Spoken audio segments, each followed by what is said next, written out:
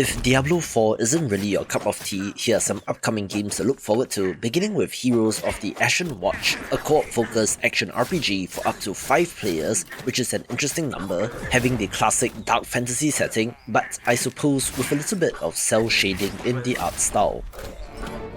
I do think that Plague Doctors are always an interesting character in video games, with Bloody Doctor being an action RPG with this precise archetype as the main character. Taking place in steampunk Paris, the city is besieged by an epidemic and you have to battle enemies to extract their organs to figure out what is going on, having an impressive look as well.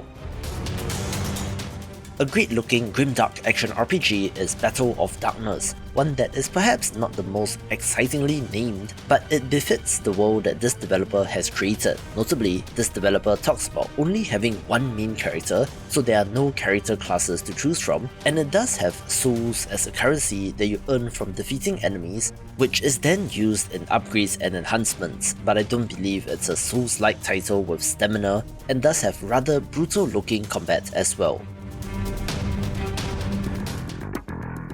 Here's a title with a Chinese setting in Tales of Spark, a hack-and-slash title in which you control a wandering swordsman, exploring a variety of landscapes and defeating enemies and bosses in search of fame and fortune. Of course, I'm not sure what the quality of the localization will be, and even though this trailer is in Chinese, the screenshots does show English language support, although based on those alone, I don't think the translation is quite there yet, but it seems promising and is one to watch.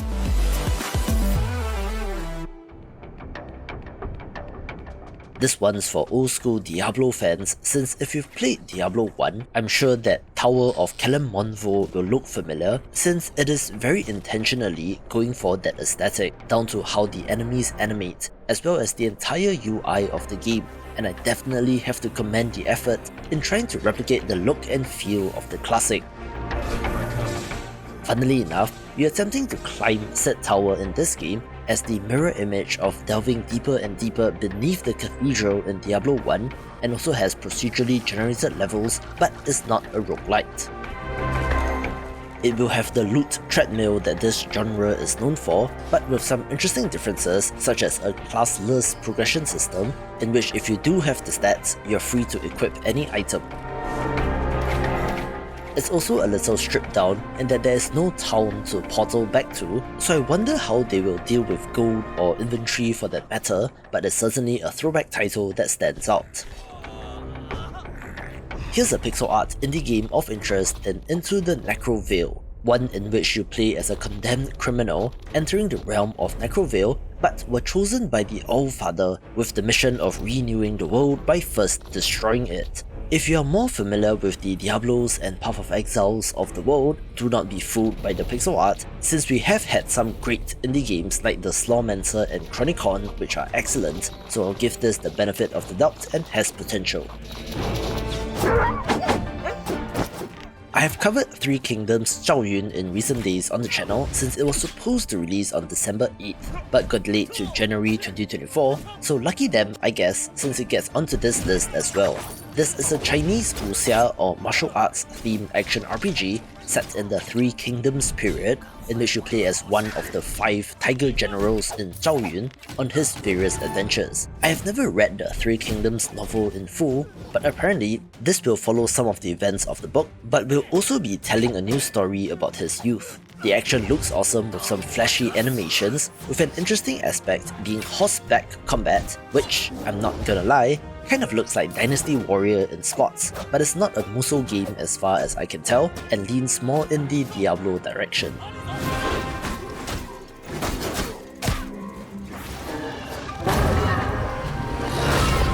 Since we last took a look at Coridden, they've released a new trailer which looks much more polished, even going so far as to show off some of the UI and skill tree, so development seems to be progressing nicely and is rather far along, together with what looks to be improved visuals and most excitingly, a release window of 2024.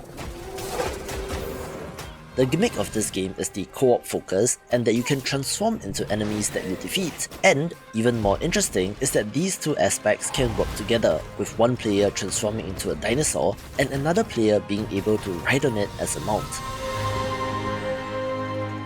this co-op aspect even extends to the exploration, in which you can double jump off the back of another player, Yoshi style, to get up onto a tall building, or to ride on another player to swim across a river, so this looks excellent and is fun to watch.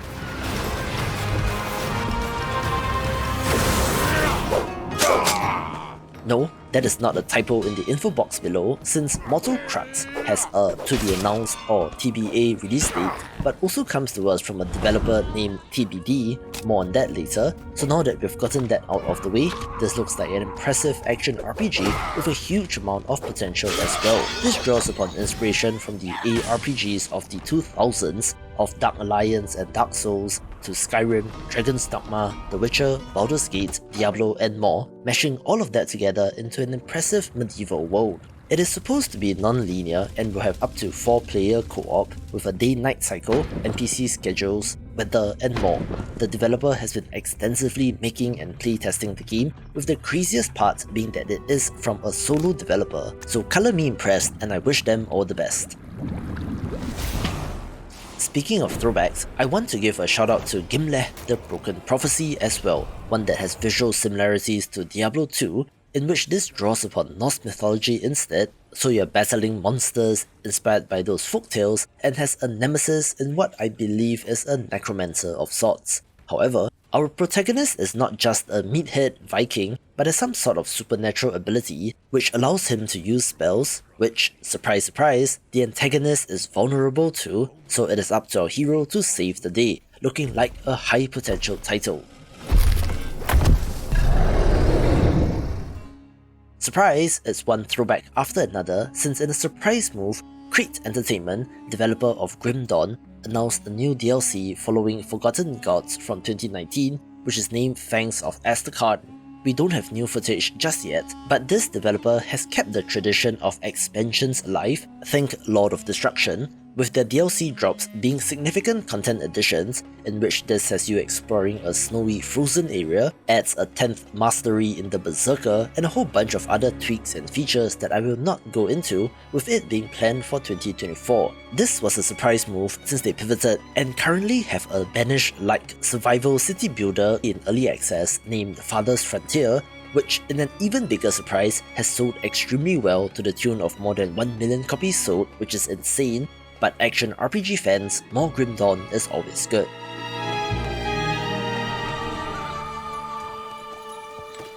Tell of warlike Sparta.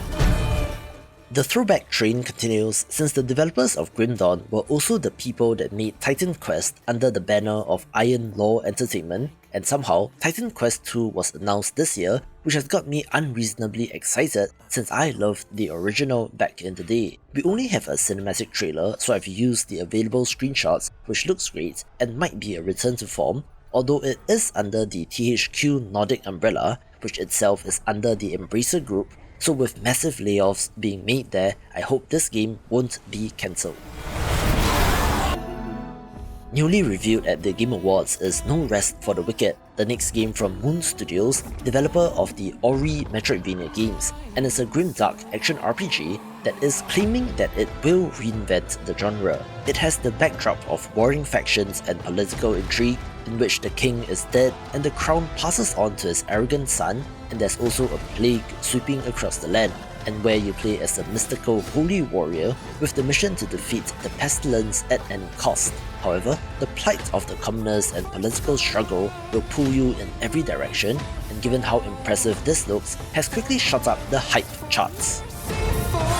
A title that got a showcase at Gamescom was Last Epoch, where I thought that they would be launching out of early access there and then, since this title has been in early access since 2019, but alas, it was just an announcement for an update. But the good news is that the full release is planned for February next year. If you have been waiting on the sidelines due to early access, now is perhaps the best time to pick it up, since this is up there among the best in the genre, with a time-travelling aspect that allows for a ton of variety in environments and enemies, as well as a bunch of different classes and specializations to pick from, and it's just systems upon systems if you want to go deep.